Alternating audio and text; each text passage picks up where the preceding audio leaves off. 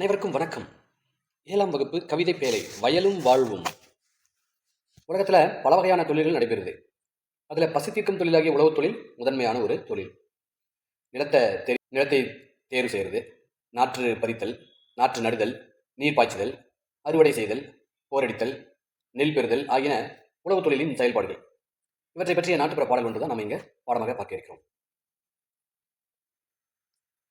ஓடையெல்லாம் தாண்டி போய் ஏலேலங்கிடி ஏலேலோ, ஒன்னரை குழி நிலமும் பார்த்து ஏலேலங்கிடி ஏலேலோ, சீலையெல்லாம் வரிஞ்சு கட்டி ஏலேலங்கிடி ஏலேலோ, சேத்துக்குள்ள இறங்குறாங்க ஏலேலங்கிடி ஏலேலோ, நாட்டெல்லாம் பிடுங்கையில ஏலேலங்கிடி ஏலேலோ, நண்டும் சேர்த்து பிடிக்கிறாங்க ஏலேலங்கிடி ஏலேலோ, ஒரு ஜானுக்கு ஒரு நாற்றுதான் ஏலேலங்கிடி ஏலேலோ, ஓடி ஓடி நட்டோமையா ஏலேலங்கிடி ஏலேலோ, மடமடன்னு மடைவெளியே ஏலேலங்கிடி ஏலேலோ, மண் குளிர தண்ணீர் பாய ஏலேலங்கிடி ஏலேலோ, சாலு சாலா தாளு விட்டு ஏலேலங்கிடி ஏலேலோ, 4 நாளா வளருதம்மா ஏலேலங்கிடி ஏலேலோ, மணி போல பால் பிடித்து ஏலேலங்கிடி ஏலேலோ, மனதையெல்லாம் மயக்குதம்மா ஏலேலங்கிடி ஏலேலோ, அறுப்பறுக்க ஆளுக்கெல்லாம் ஏலேலங்கிடி ஏலேலோ, ஆளு பணம் கொடுத்து வாராம் ஏலேலங்கிடி ஏலேலோ, சும்மாடும் தேர்ந்தெடுத்து ஏலேலங்கிடி ஏலேலோ, சுறுசுறுப்பா கொண்டு போனார்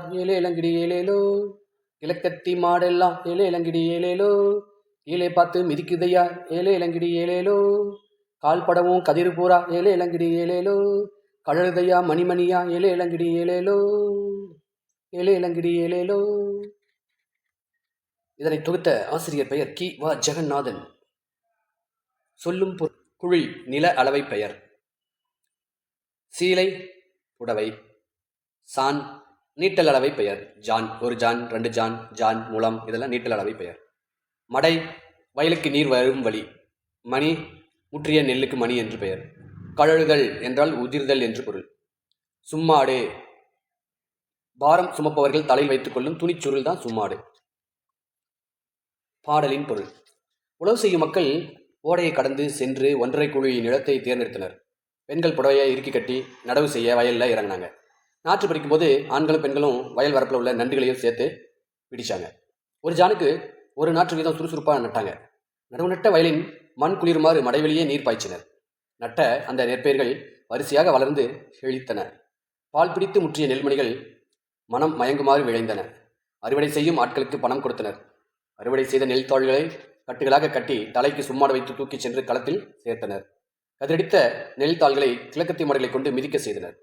மாடுகள் மிதித்த நெற்கதிர்களில் இருந்து நெல்மணிகள் மணிமணியாய் உதிர்ந்தன என்பது இந்த பாடலின் பொருள். தெரிந்து தெளிவோம். அறுவடை செய்த நெற்கதிர்களை களத்தில் அடித்து நெல்லை பிரிப்பாங்க. நெல் தாளில் எஞ்சிருக்கும் நெல்மணிகளை பிரிப்பதற்காக மாடுகளை கொண்டு மிதிக்க செய்வாங்க. இதற்கு போரடித்தல் என்று பெயர். இந்த நாட்டுப்புற பாடலில் இதை பற்றி சொல்லியிருக்காங்க. மாடு கட்டி போரடித்தால் மாளாது சென்னல் என்று ஆணை கட்டி போரடிக்கும் அழகான தென்மதுரை என்று நாட்டுப்புற பாடலில் சொல்லி. மாடு கட்டி போரடிச்சா மாளாது சென்னல், அதனால யானையை கட்டி போரடிச்சாதான் சீக்கிரமா இந்த வேலை முடியும் அப்படின்னு சொல்லி தென்மதுரையில் யானை கட்டி போரடித்திருக்காங்க. நூல்வெளி. நாட்டுப்புறங்களில் உழைக்கும் மக்கள் தங்கள் களைப்பு தெரியாமல் இருப்பதற்காக பாடும் பாடல் தான் இந்த நாட்டுப்புற பாடல். இதனை வாய்மொழி இலக்கியம் என்றும் வழங்குவர். ஆகவே நாட்டுப்புற பாடலுக்கு இன்னொரு பெயர் வாய்மொழி இலக்கியம்.